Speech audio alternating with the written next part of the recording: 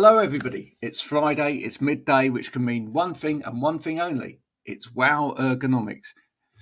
Hi, Stephen. How are you? Haven't seen Hello. you for ages. Do you know what? I was just thinking, it's absolutely weeks. I think it's certainly 2 weeks that you sort of covered for me. So I suppose it's 3 weeks since we did this one. So yeah, not too bad. It feels like something's been missing as I haven't been here, but it's good to be back. And thank you for covering for me. Much appreciated. No, it's an absolute pleasure. Absolute pleasure. I can't decide what to do light-wise here at the moment because it's blasting sun at me, but at the same time, it's a little bit dark. So I'll try to do my best not to disappear into darkness. I might have to in the middle of that. That's not milk a cow for any of you that are watching. Okay. Or pull like pull a rope or something like that. Or pull a rope, line, wasn't it? Yeah. No, absolutely. Yeah, port starboard. Do you remember playing port starboard and whatever as a kid? Yeah, but the problem is I can't remember what the other two were. Oh my goodness! Well, there's a quiz for everybody out there, but maybe our guest today will know. Let's do the magic thing like this. Look at that, and then I can bring Lucy in like this. Boom! Hello. Hi, thank you for having me. It's an absolute pleasure. Lucy Neild, Bid Writing Services. That's what it says on the tin. Let's find out whether it's exactly what it is on the tin. Tell us a little bit about yourself, Lucy. Yeah. There's so much to know. No, I'm joking. Go on. If there's loads, and it doesn't have to be about bid writing services either. That's a great thing. So obviously I'm Lucy Neild. I work for Bid Writing Services and I'm the bid and sales coordinator. Now, sometimes that makes it sound like I'm a BDM, but I'm not. I'm very much involved in networking, meeting with clients, getting involved in fun stuff like this, but also doing the writing side of things and handling the bid writing for clients as well. So I've been with BWS since March this year, and it's been a whirlwind because we're just growing and growing. We've just recruited some new people as well. But my background is quite, I don't want to say higgledy-piggledy, but it's almost like all of my experiences in my career up to this date have led me to being a bid writer. People always say, how did you end up being a bid writer? You don't seem like a bid writer. How did that happen? And it's all of my past experiences have fed into this. I love stories like this. Right. Well, we can't leave it there. We have to dive deeper. You've set him off now, Lucy. He's going to really dig into the history now. Well, actually, no. But the history of, or the sort of backstory, the journey of how somebody gets into what they're doing is really, really fascinating. So, what did you start by doing? So I started off going to university, following that road. I was doing English literature and absolutely loved it. Loved everything about academia. I wanted to be a lecturer. I was really thriving in that environment. Oh, you wanted to be a lecturer? Yeah. And I succeeded, which is part of the journey. So I did my degree, then I did a few kind of random jobs. So I worked in like PPI. Loved that. Good. The old PPI, yeah. But I was a mediation case handler, so I was just giving people money. So I was the nice person. Is there any left? I have no idea. No, I don't. It's all gone now. That was about 10 years ago, so that was a while ago now. So I ended up working in PPI, working in bars, event management, sales, did a stint at Chester Zoo. Working in recruitment, sales positions, to kind of dip my toe into a lot of areas and realize that none of it was really for me. There was elements of every position that I loved. Obviously, Chester Zoo, elephants right there. What's not to love? But as time went on, I realized that academia and writing was my true passion. There was just nothing I loved more than to researching something and writing about it. And it kind of didn't really matter what it was. So I started thinking, well, I just want to write. So how do I do that? So logically, academia. So I went back to university, did my master's, started my PhD, started lecturing at university. So lecturing master's degree and BA, teaching and marking, and then obviously doing my own writing and started writing articles. I write poetry and short stories, getting published, all of the boxes being ticked. And you're probably thinking, great, okay, that sounds awesome. So why didn't you stay doing that? And that's when we can bring it back around to ergonomics. Ooh. Because as you may or may not know, academia is just, it's not given right now. It is just not given. There is absolutely no, I'm trying to think of a really careful way of wording it. There's almost like no awareness of how difficult working in academia is at the moment. And whilst we've got the strikes going on, whilst people are really fighting for equal rights, equal pay, and being treated well as an employee, it's not giving in academia at the moment. So there's no permanent contracts, no permanent roles. The contracts are terrible, and it's just getting worse and worse. So whilst I was in this environment, I was like, I can't build my life, my career, my future on, trembling waters, on unstable ground, and it's just getting worse and worse. So that's when I started looking into what else I could do with this skill and this passion. And I found bid writing, and here we are. Wow. Wow. What a journey. You're right about the academic thing. We won't go into that heavily, but no. I know someone that's on LinkedIn that's doing sort of life after academia. She's helping people transition from academia. It's a massive problem at the moment, isn't it? Huge problem, absolutely huge. And you'd be surprised how many people within my department, because I'm still sort of tenuously connected there. There's so many people who come to me and go, "Can you help me find a job? Like, how did you do it?" And it's incredible how many people have dedicated their whole lives to this area, and then there's nothing to show for it at the end. Obviously, they can go, "I'm a doctor," but they can't really do much else with it unless you've ticked every little box on your academic CV. It's real difficult, and I don't think the support is there.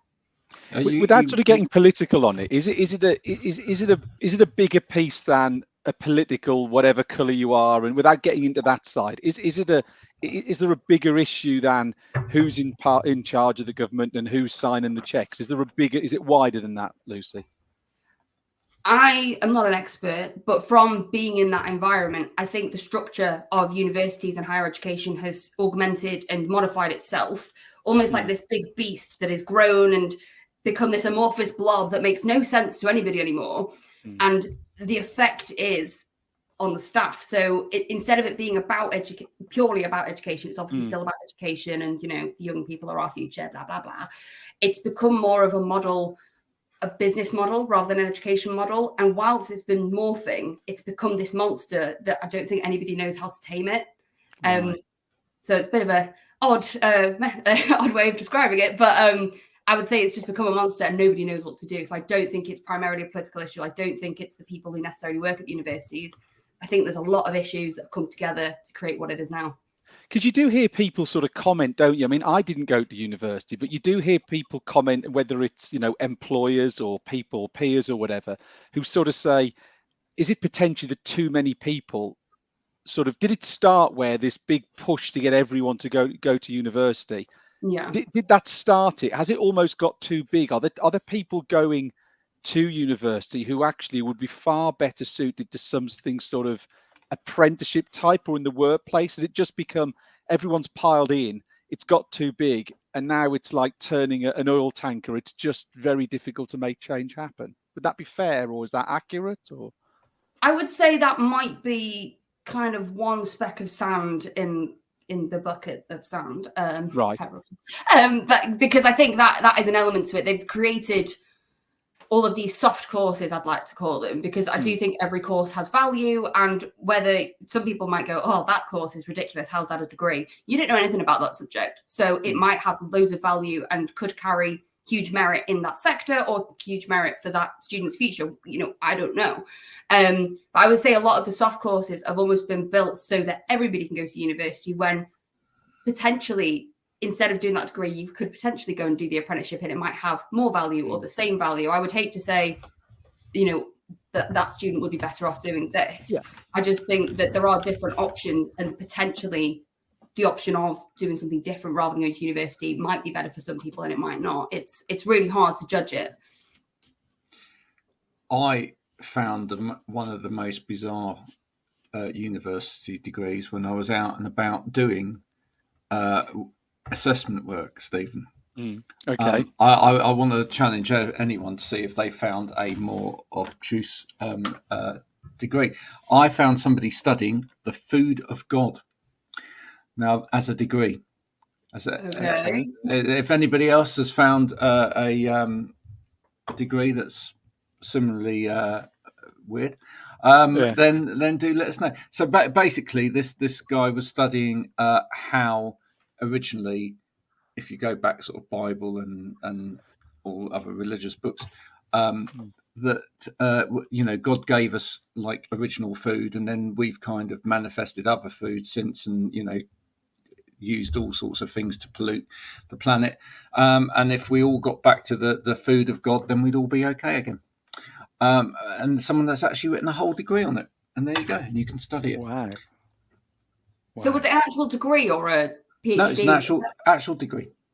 So hang on, there must have been, how many people were doing this course? That's what I was thinking. It sounds like an individual research project. Yeah. It does, doesn't it? But there you go. Yeah. It wasn't. It was an actual degree. I was flabbergasted. But there we go. Yeah. That's amazing. It is amazing. I'd love to hear any other degrees that anybody else has found with any other institutions that kind of top that. One of the things I found, having sort of previously worked within the kind of higher education sector in assistive technology, etc., and I used to visit educational establishments all over the country and in different parts of the world as well. Was I kind of got towards thinking that the challenge to universities was actually coming from elsewhere, and that may be part of the problem. Because you mentioned that like they were educational establishments and they're now becoming much more business focused. And I think part of that is where our learning happens and who has control of information and learning now. So it was interesting looking at that I found that quite a number of big tech companies were making moves on education. If you think about it, where's the biggest university in the world right now, Stephen? Oh, you had to ask me, didn't you? Because I was thinking, I don't know what the answer is. Where would you Lucy, say the biggest? Can I phone a friend? Lucy, where would you say the biggest educator, if you like, in the world is? India? I'm going to say YouTube. Oh, I thought you meant like a place, an actual place. No, I'm going to say YouTube.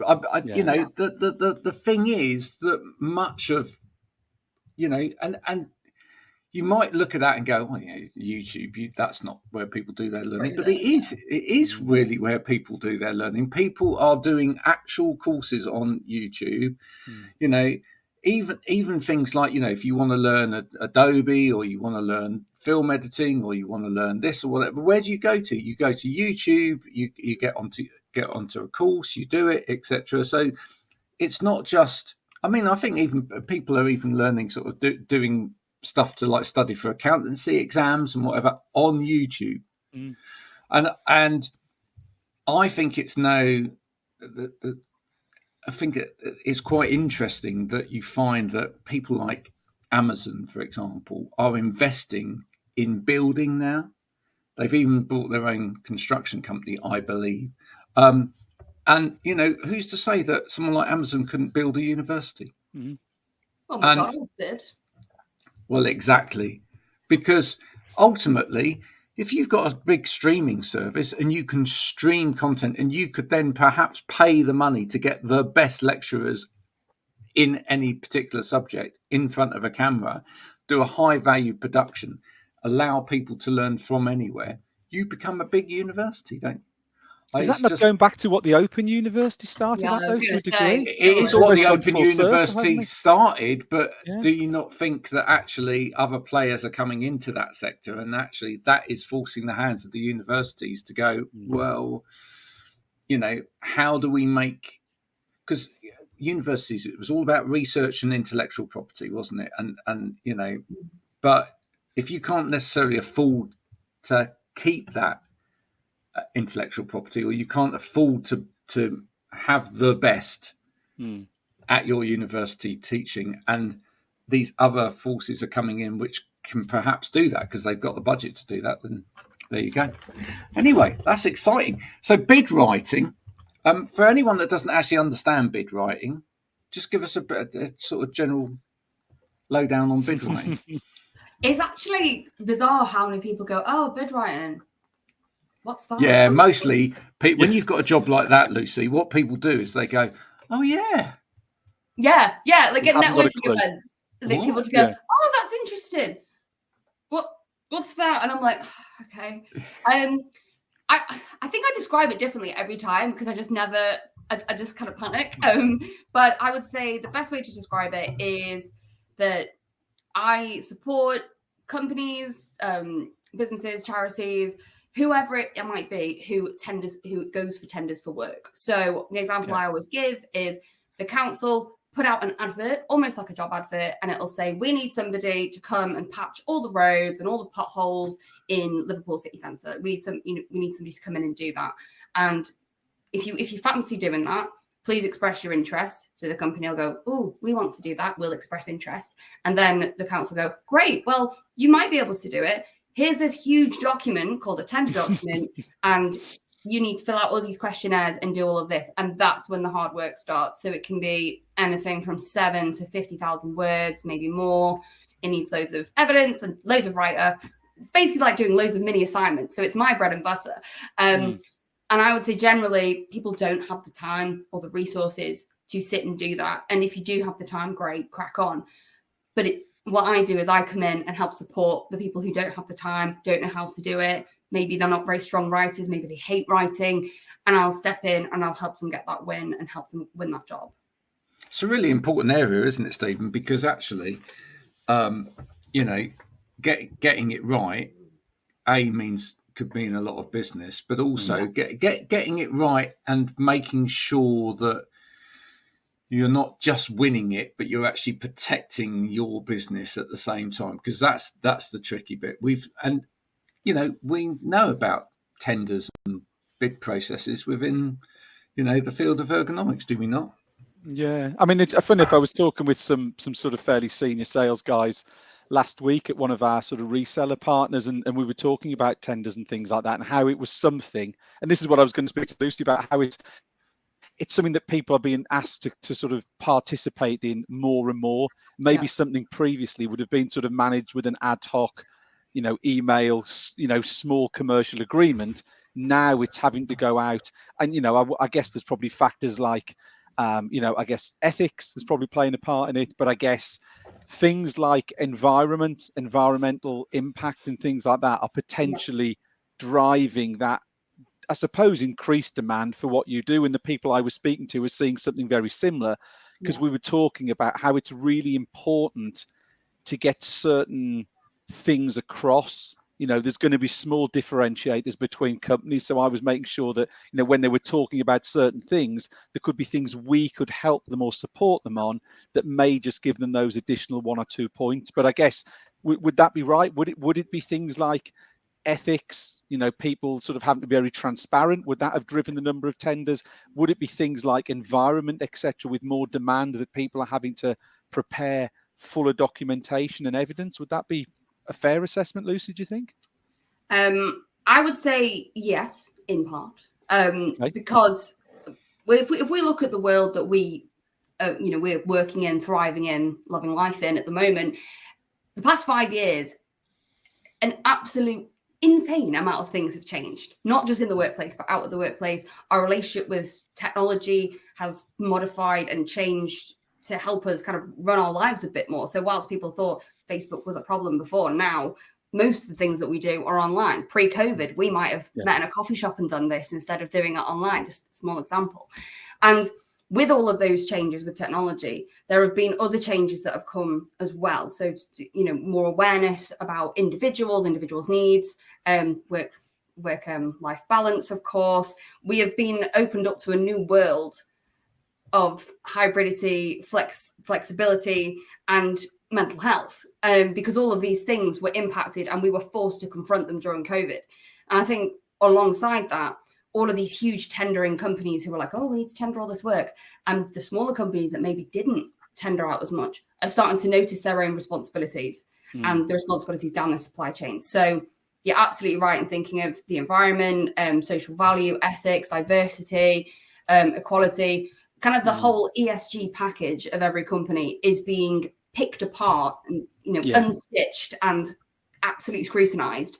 So all of my clients, I would say, go, social values, and I'm like, yep, that's fine. We've got this. Let's talk about it. Let's sit down. Let's get the policies out. Let's refresh everything. Let's get some more people in, because that conversation needs to happen whether companies want to do it or not. And a big example I'll give you is a tender that I've been working on with a client. They went for it 5 years ago, and they sent me the one from 5 years ago. There wasn't even a section on environmental sustainability. There wasn't even a section on social value or well-being. Nothing. Wow. This one has 25% quality check on it. So that means 25% of the marks comes from that ESG, and I think it's 5,000 words. You have to mention these millions of things that it talks about. It has to align with the tenderer's needs. And the client was so shocked, because last time they didn't really have to mention anything. And I was like, that's how much it's changed in 5 years. It's crazy. Same tender, same company, absolutely insane. Stephen, let's just talk about how that's kind of impacted with BACA, because you understand the kind of journey that BACA have been on in the last few years.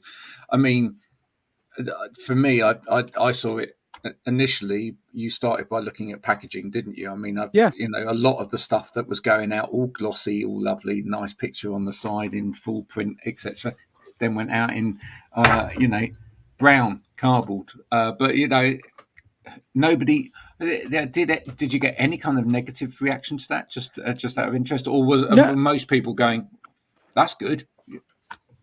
Yeah, I'd say pretty positive. I mean, if you think of what we do, if you break it down to product, we're doing products that are made from plastic, products that are electric, and things made from metal. So it's a pretty big challenge for us as to what to do. So you're right, Graham. We looked at the packaging to start with. So more plainer package. Paper tape will be one of the things. I mean, one of the things I really like we've started to do as well is to put things like QR codes on products and on packaging. So yes, we're obviously limited on electronic products, but things like laptop stands and maybe document slopes, things like that, you can then remove the instructions, and therefore it may only be 1 or 2 pages, but it's 1 page, it's ink, it's part of the process. So that's another thing we've sort of focused on. And I guess the other one would be sort of really looking at the material. Like I say, electronic products, metals and plastics. We've moved our acrylic products over to 100% recycled acrylic. We've changed the material we use in a lot of our main laptop stands. So, previously the material wasn't particularly recyclable, but now it's something like 75% recycled, 98% recyclable. So you're right, Graham, it has been a journey, and it will continue, but it very much is packaging and raw materials are the things we can focus on. And then there's other things we can look at, trying to make sure that, can we consolidate our customers' orders? Can we reduce the number of packages that are going out? So it's across the whole breadth of what we do, from the packaging to the product to how we actually send it out. So there's lots and lots of things that we've done, but I'm sure there's still space for more things we can do. And of course, he does Wow Ergonomics every week, as opposed to flying around the world, visiting a global populace and talking about ergonomics, which is far better for the environment. That's that's really 100% why we do this. Definitely. Just getting it out there to any governments who are, or large corporations who are looking at this and wondering, why we do this. That's why we do it. So we're, put us on the next tender, please. Oh, there you go. I'll definitely keep my eye open. If anything comes up, I'll be like, hey guys. Yeah. You mentioned in your little spiel about what you did, and you said you used the word ergonomic. What, with regards to academia, what is the sort of look into how people work in the academic world? We know very, very well what people are trying to do in the general workplace in terms of well-being and looking after people, but academia is slightly different, isn't it? You don't spend all of your time necessarily at a desk writing, etc. You've got you have to present and everything else as well. I mean, how much do people, let's be honest, how much do people in academia look at how they work and the environment in which they work and whether or not that impacts them?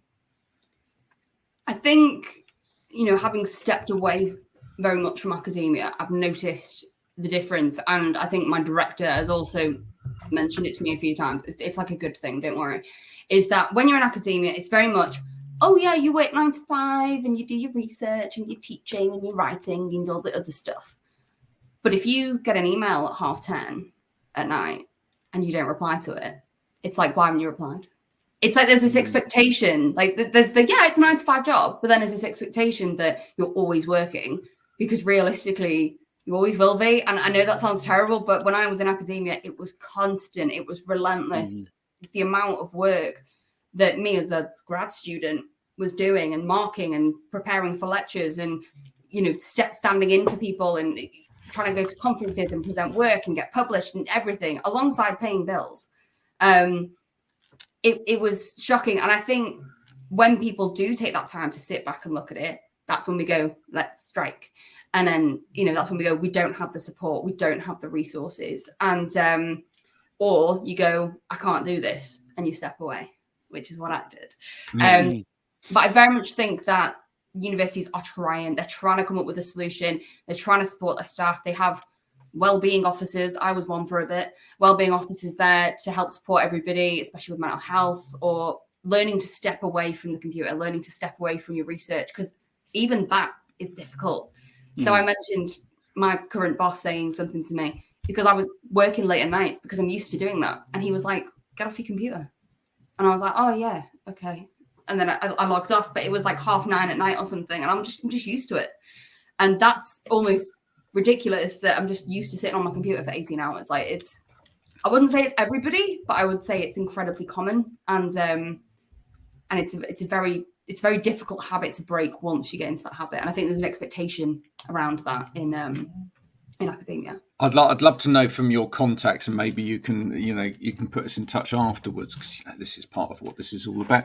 But how can we, or how can the ergonomics sector, if you like, those that are looking at all of this, how can we get into education a little bit more and actually, provide the education to the educators, as it were, that help students, for example, know how to study without, damaging themselves? Well, there is somebody that I'll be able to put you in touch with, actually. So we'll do that afterwards. And you can. I'm really sorry. My dog is snoring next to me. So is that your dog snoring? I'm so sorry. I was like, oh, she's getting louder. I was trying to get mine to snore as well, but just I'm so sorry. So she's getting louder. I thought I'm gonna have to mention it. Looks very relaxed. Yeah. It's interesting what you say there, Lucy, about the, I know you said 18 hours and, it's sort of a throwaway number, but not, as it were. But we were on a course a few weeks ago and we were with someone there, and he was sort of leading this training course, and he was sort of saying for peak performance, really 4 hours of computer work a day should and we sort of looked at him and we were a little bit skeptical, but he was saying that 4 hours is really the maximum amount you can do to perform at the best of your ability. So really, once you go beyond that 4, your performance, which could be the quality of work, the quantity of work you can produce, the number of errors and things like that, starts to decline quite rapidly. So it's really interesting what you were saying there, because I'm not sure that 4 hours, I think that may be a little bit on the low side, but it was interesting. That was the perception, was the quality of work, and it really impacts you once you get beyond that 4 hours of not doing calls like this, but direct. But I think that's actually about right. I mean, if I look at my day, I mean, obviously I produce content for people all day long, and fortunately I break it up by doing a lot of this. But if I'm writing content, 4 hours of writing or intense kind of writing, reading, that's a lot. That's actually a lot. For me, it's probably more like I would normally do like a 2-hour stint, hardcore bang, and then I need to go for a walk. you need to go and do something. You need to step away from it, or at least even do something like this, so that you're stepping away from that process. Because otherwise, your creative brain just goes, and that's the end of it. So yeah, I think they're right. Sounds about right. Maybe 4 hours is a little bit low, but one of the things I really like about BWS, so Bid Writer Services, where I work now, is I've come from a 9-to-5 environment in my previous role, which was, it was a good role, but it was 9-to-5. It was in the office. You had to work constantly. And when I joined BWS, they immediately said, so this is flexible, and this is because of your writing. So it was an immediate acknowledgement that, 9 a.m., you sat here, you're writing, you're on a roll. At 12, you need to go and do something else. So I might go and mow the lawn or take the dogs to the park, or, have a full break and switch off and then come back. And then if, 2 o'clock comes around and I've not got any kind of creative flow going, I can't concentrate, I just need another break, take another break. Yeah. And then come back to it. And to that flexibility, it's not like really flexible, like, just take the day off and work 20 hours tomorrow. It's very much, if you need to step away from your computer, do. And I think that's a huge thing in the writing community, to have that, structure already put in place. Day one, they tell that to me, is really important. And, I managed to get everything done. Well, we're going to take a cerebral break now from the heavy conversation which we've just had, in order to look at a few things, just to lighten the load for a minute, and then we'll come back. Okay, so the first thing that I want to show you this week, which we can all maybe get involved with. Sorry. Oh, we lost you there, Graham. We lost you. You froze. You froze the. Okay. Put 50p in the meter or something. I better go and do that. Yeah, better go and do that. So here's one for you. Here's a new app. I'm just going to hold it up to the screen so that people can see it, etc. But so this is called Creating a More Forgiving World. One lyric, one song at a time. So there's it's actually kind of a combination between this is perfect for me, a mental health app and music. Right. All right. It's right up your street, Graham. It is, and it's encouraging creatives and people that are involved in music, etc., as well, in order to put content out there, but to help people's mental health. So it's called The Noisy Brain. There we are, The Noisy Brain. So people might want to go and check that out if you like music, etc. But you kind of want to be helped by other people, because for me it's like, how many people share lyrics anyway as part of their content, etc., or part of, being inspired by this lyric, or this lyric really cheers me up, etc. I feel like that's an old school thing. That used to be a Facebook thing when I was a teenager. You'd put lyrics about how you were feeling about your boyfriend, or still do it now. All over LinkedIn every single day. But there we go. That's one. That's there.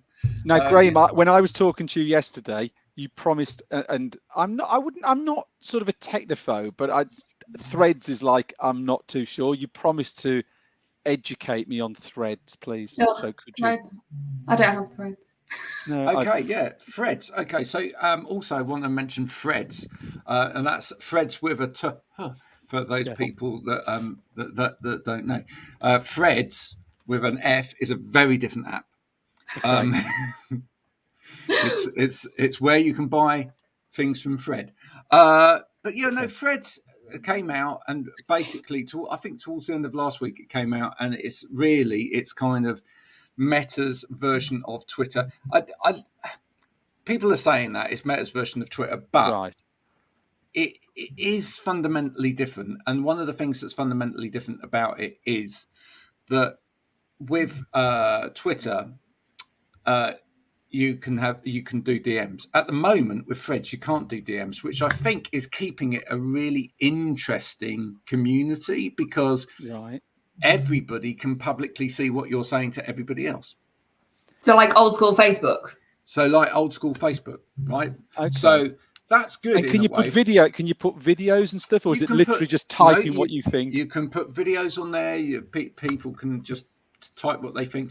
Well, the general consensus at the moment is that people are finding it quite liberating, because they're just dropping whatever faults on it. A bit like when Twitter first started. Yeah. And therefore, I think it just feels like a nice party. And because of the lack of sort of DMs, so the ability for somebody to troll you and have a real bashing of you and whatever, right. Then it's staying quite fluffy, which is nice. And I think maybe we all kind of need that occasionally, just to allow people to say nice things. And also it kind of self-regulates as well, because people know that, everybody's going to see this. And so maybe I shouldn't say so that. Can you comment on a thread?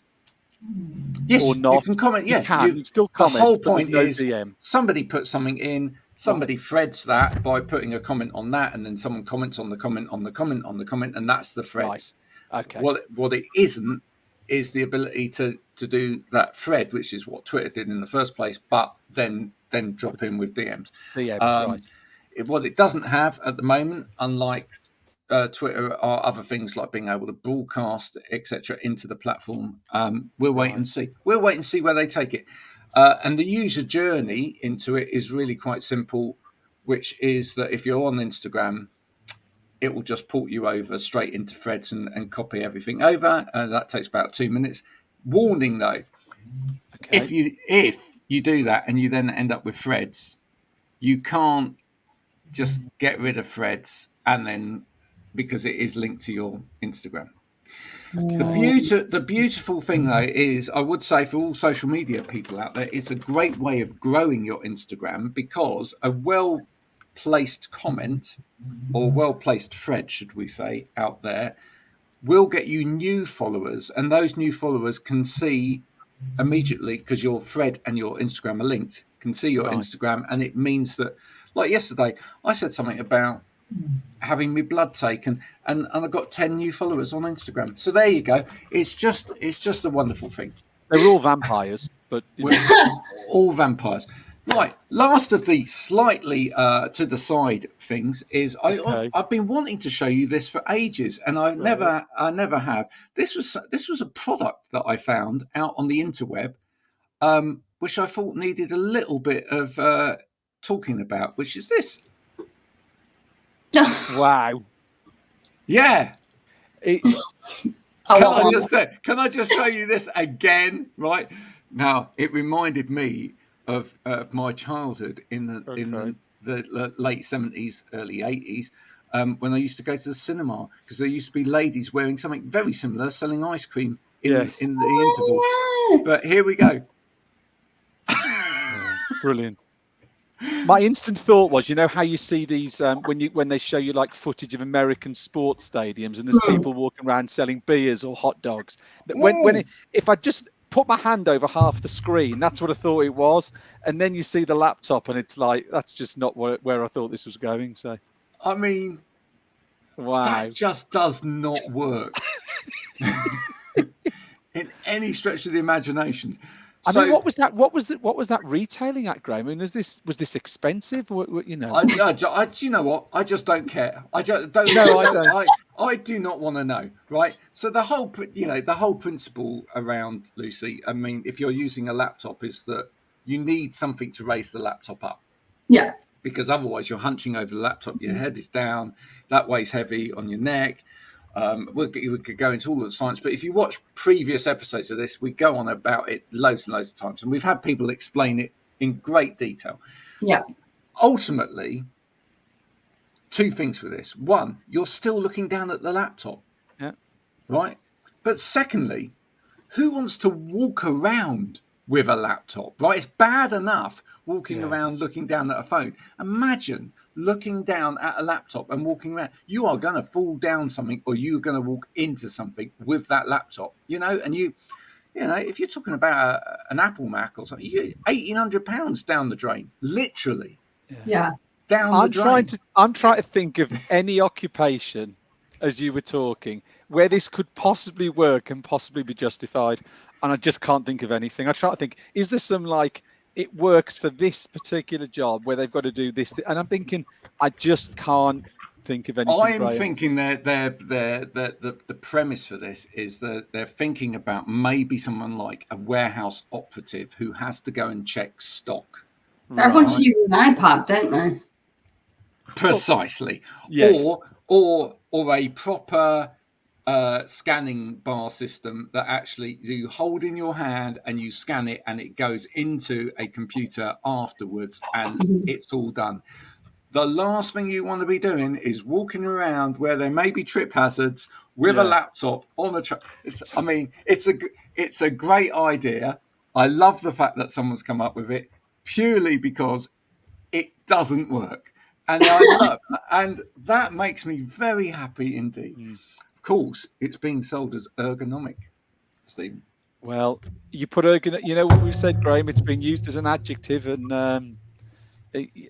that's the new thing. And that's one of the things, Lucy, we've spoken about on the show numerous times. Is that the word ergonomic has sort of been kidnapped and used as an adjective that's being put in front of everything. So if you go on various online shopping platforms, you'll see ergonomic chair, ergonomic whatever it would be, but it's being used now as sort of a descriptive word, and it sort of draws people in and people end up buying the product, and actually it's the word's being used in the wrong context. In fact, we had Guy Osmond on, didn't we, about 4 weeks ago, Graham, and he sort of we touched on it with him, didn't we, the sort of the incorrect use of the word. I think it was Guy, and how it's almost been kidnapped by the online selling platforms and used as a tool to sell certain products, because people put words in search engine, it come back, oh, it says ergonomic, put one of those in the basket. Yeah. I've got a question for Lucy, right? And because and I'm not totally being facetious with this, okay? But, right. What I would like to know is, though, let's go back to academia and writing. Okay. Because when I was at university a long time ago. Long time ago. Yeah, in my second year at university, at the same time as doing my degree, I also did a diploma in broadcast journalism. And the two types of writing were very, very different, right? Is part of the problem with burnout and everything else with academia the fact that they still use words which are far too long,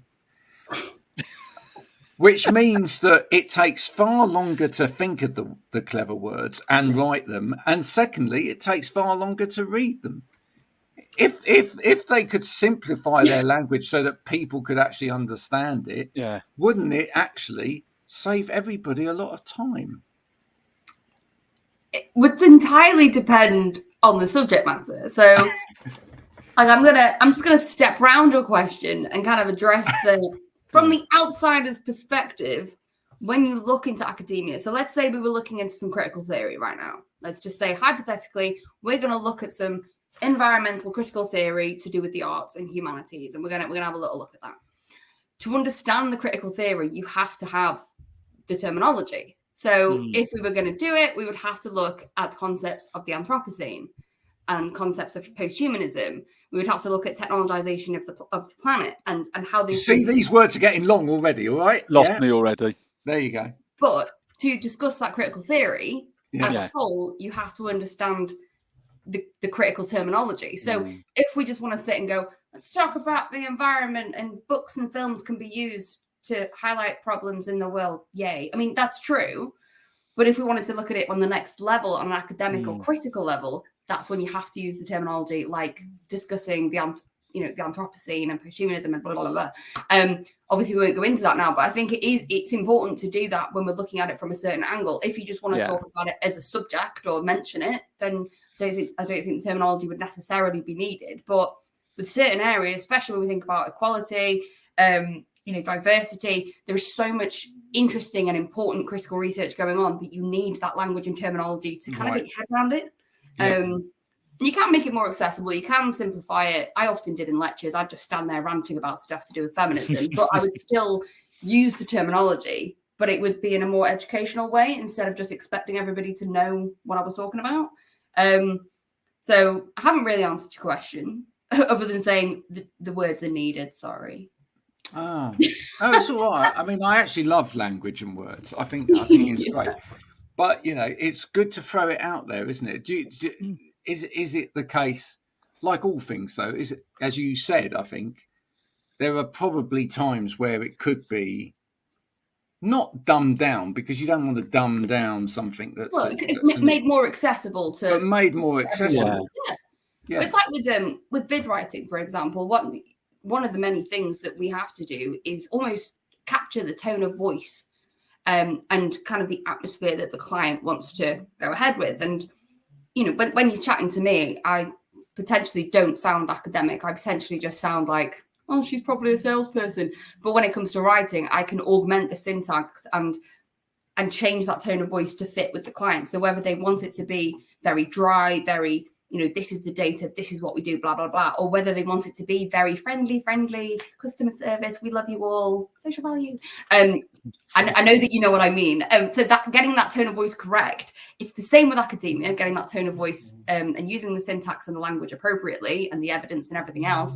And it's the same with bid writing.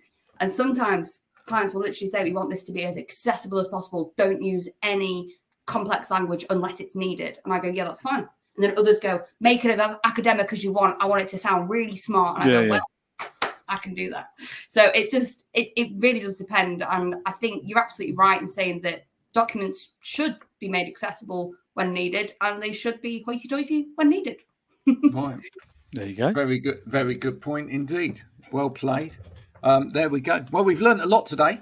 We have. Yeah. If you want to write a bid for something, go and speak to Lucy. She'd be more than happy to help you with that. I hope you've all enjoyed the little mid-section today as well, where we looked at some alternative things that you might not want to buy. And, we had a great discussion today as well on the environment and the kind of the kind of journey path that Backer are taking in terms of trying to make sure that all of their products and services are more sustainable for all of us. So yeah, it's all a great conversation. We'll be back next week. Yeah. Probably at the same time, but we may be pre-recording it again as well, because funnily enough, what you don't know is that this wasn't live. I'm now telling you, this was actually recorded on Wednesday. Try and get your head round that, folks.